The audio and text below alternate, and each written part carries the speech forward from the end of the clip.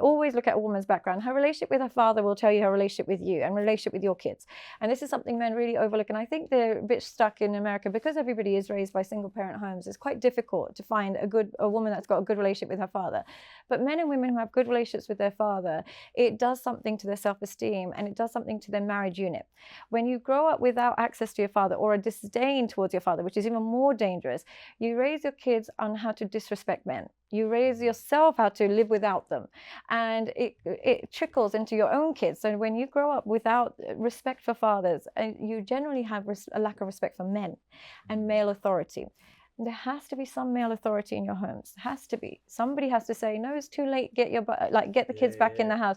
There has to be some fear of fathers because fathers will be there to protect you from your own mistakes.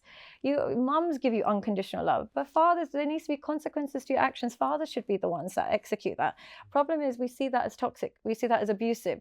I was always terrified of my father growing up. I'm still terrified. Like now, I can't wear anything. You can ask the production. I was like, if my chest or anything shows, can you let me know? Because my dad will murder me. Honor killing is not out of reach. So like, I always appreciated that because it keeps you aligned. So the second thing is always look at her relationship with her fathers. Some women can't help that they weren't grown up with their fathers, but did they have a distaste and hatred towards him? That's a slightly different emotion. It's very difficult to hate your father without your mother's influence. So there would have been some toxicity passed on to her about men in general. It doesn't just stop at fathers. It extends to men in general.